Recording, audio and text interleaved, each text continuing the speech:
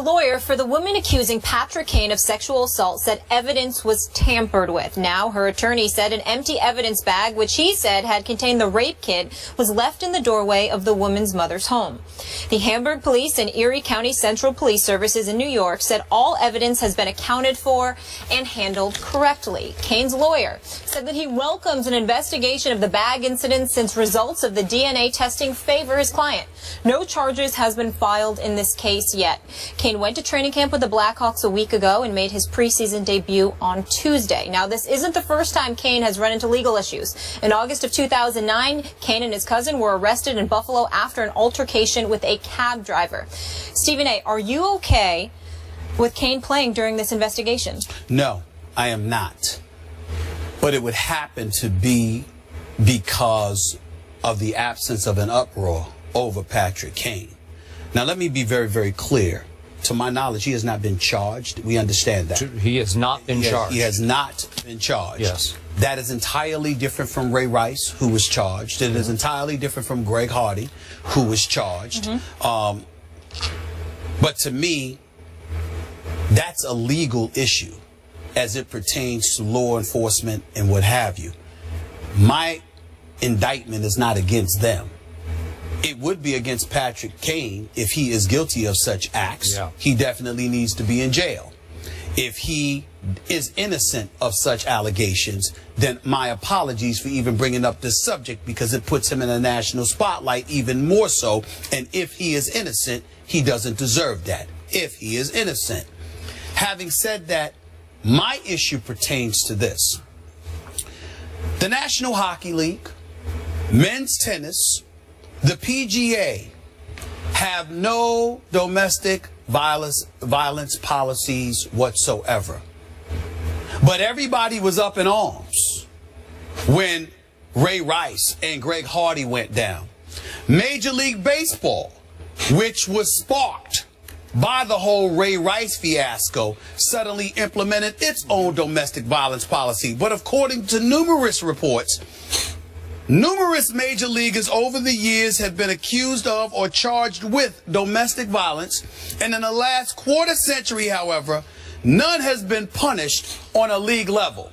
So let's add Major League Baseball to that list. Okay. Major League Baseball, even though they have a policy, okay, didn't have one. No league level, ramifications came down on players or managers, by the way, okay, because Bobby Cox, formerly of the Atlanta Braves, certainly had his issues. Nothing with the PGA, nothing with tennis, nothing with the National Hockey League. Does anyone see a pattern here? These are predominantly white-dominated sports. But when it comes to the National Football League and when it comes to the National Basketball Association, everybody is up in arms talking about there's an epidemic going on. Let's address it. Now, let me be very, very clear. I am a black man, unapologetically. I have never been involved in domestic violence in my life. I have never put my hands on a woman in my entire life. And I'm here to vouch for a vast majority of players in the National Football League and the National Basketball Association who happen to be black, who have never done such things. But when you see the few incidences that have taken place, and you see the uproar, and you see a nation standing up and saying this is a problem that we have to address, to the point where Roger Goodell's job was supposed to be on the line until the owner stepped up and said, we think he's doing a fine job, compelling Adam Silver to then step in and to make sure that something was implemented as it pertained to that, and that was publicized. You had two leagues in the United States of America that had to stand up front and center and say, this is definitely an issue that we will address. We have given it the attention that it deserves. But you have a guy who is a star in the National Hockey League who is being accused of such things, not charged, I understand that, but is being accused of such things. And I don't see an uproar. I don't see, I'm not saying it hasn't been reported. ESPN has reported it on SportsCenter. Yeah. Various publications have written about it. I'm talking about the public uproar when it comes to this. And I'm going to repeat this again. The National Hockey League, the Tennis Association, the PGA, and until recently, Major League Baseball, predominantly white sports, little to nothing going on here. We even have Gary Bettman on the record, Skip Bayless, on the record. I got to find this quote right here because they said last September, Commissioner Gary Bettman for the National Hockey League took an active stance against domestic violence and sexual assault while speaking in Toronto.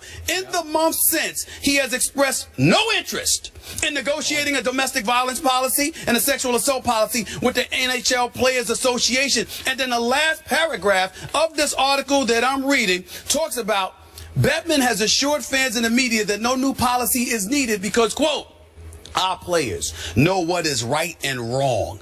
That's his statement, and he gets away with this. What are we trying to say here? When people look around and they see a bunch of black men who have a problem with the society that we live in, when they see a bunch of black men who are talking about and alluding to the prevalence of racism, these are the kind of things that give those thoughts credence, because we're seeing stuff that's implemented disproportionately, and that's the problem. If this is good for the National Football League and it's good for the NBA, and black players are being labeled with insinuations and beyond because of the actions of a few, how did Major League Baseball get away with this all of these years? How are we not talking more about Patrick Kane? How is it that the National Hockey League, the Players, the Tennis Association, and the PGA have no policy whatsoever? And then you wonder why black folks get upset and they say, oh my Lord, maybe racism is still alive and well? Think about it. That's all I got to say. Wow. Well, I say amen to much of what you said. I appreciate that you did point out hasn't been charged.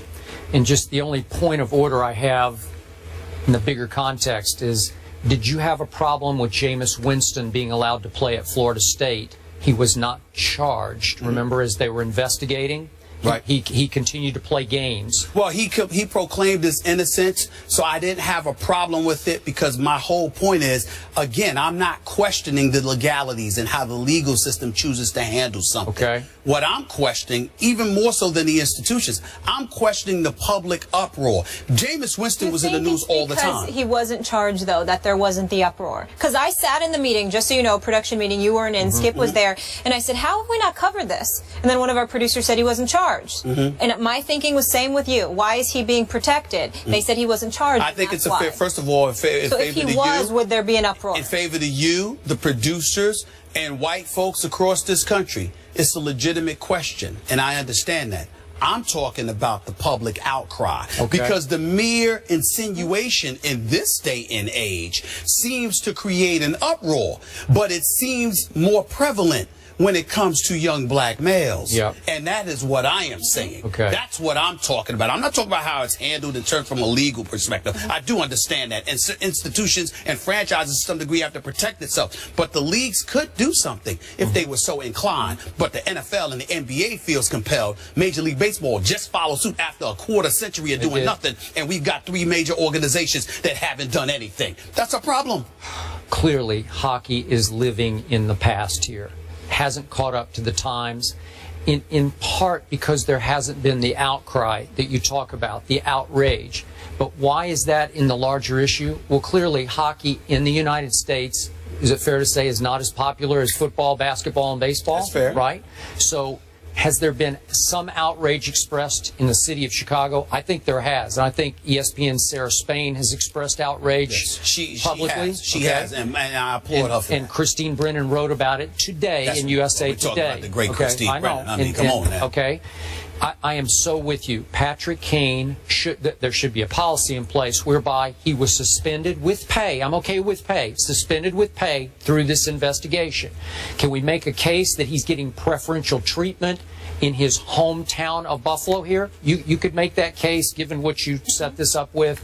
And her attorney is now said, the victim's attorney, or the accuser's attorney is saying that, hey, this is a classic case of why so many victims are hesitant to come forward the way she's being treated right now. I don't know the details of it, but I get all this. That's why there should be a policy in place, and he should have been suspended from the start. But this is a hockey problem. I'm not sure it's a race issue as much right now. What we're talking about is a hockey issue. Is that fair to say? Well, not for me, because I don't blame you for taking that position, but not for me, because what I'm seeing and what a lot of black males are seeing is that to some degree, black men could potentially be stereotyped by the actions of a few. That's fair. So it's incredibly important to us that when something else happens that doesn't involve black men, but it involves criminal activity, that gets highlighted and illuminated just as much, so we can understand it is a problem across the board, not just when it's pertaining to young black men, because you don't want to give that impression, because we got young black men on the come up who are obeying the law and are acting like civilized citizens, who are good young men who don't deserve to be stereotyped. Okay, fair enough. Great. Now, help me here, educate me to this question, because I don't know the answer to it. What would really be glaring, and since you brought it up, hockey has about 5% of its players are black out of, 600. So that's 30 out of 600. That's give or take a couple. Okay? 5%. I didn't know it was that much, but go ahead. So if one of those players had immediately been suspended with pay during an investigation, and then Patrick Kane wasn't suspended during an investigation, you could certainly cry race there, right? But that hasn't happened. That's not your point. That's right. Are you with me? I'm totally with you. I mean, that would be glaring. That would just be outrageous within the sport of hockey. I'm not accusing hockey of protecting one of its own while throwing another of its own to the wolves. They have obviously, an absence of sensitivity to some degree as it pertains to this issue as a league. I believe that in this day and age, the PGA can be accused of the same thing based on the fact that they have no policy. And the ATP. What I'm trying to say, however, is this. As a black man, we recognize that it's hard out there, particularly when the actions of a few potentially taint the many and contribute to stereotypes we already believe was in existence for decades, if not longer. So when something happens with a Ray Rice or a Greg Hardy or somebody, and or a Jameis Winston, and that gets blown up and illuminated, but somehow, some way, Patrick Kane doesn't have to deal with the same level of scrutiny, and the excuse is because he's in hockey. You've got folks sitting there saying, well, wait a minute, NFL's predominantly black, and National Basketball Association is predominantly black. Okay, in Major League Baseball, even though there were a lot of white guys that were accused, you've got Dominicans or of a darker skin, but primarily it's America's national pastime, and it's a whole lot of white guys. At least one white manager. There you go, and at least one white manager. So you just arrived on the come up in the aftermath of the Ray Rice situation, and then you have these predominantly white sports with no policy. Let's make sure we understand here. Black folks are watching, and they're saying, excuse me, are we doing things and they're not? Or are we just the ones getting caught, meaning the few who did, while we're glossing over others who have done it? My props to Christine Brennan and Sarah Spain and all of them for bringing attention to it, because it's clearly not a race issue. But you have people that might interpret it as such when we only hearing black men being talked about. I love what you said. This is a major reason I love doing this show with you, that you have the courage to step up to that plate and take that kind of stand. I respect that. Thank you. Thank you. Stephen A., fair to say that the NFL, is a reactionary league? Yes. Yes, so hopefully maybe there's some reaction from these other leagues. Maybe they'll learn to some copy change the in policy, NFL. Right? Yeah, maybe so. All right. Up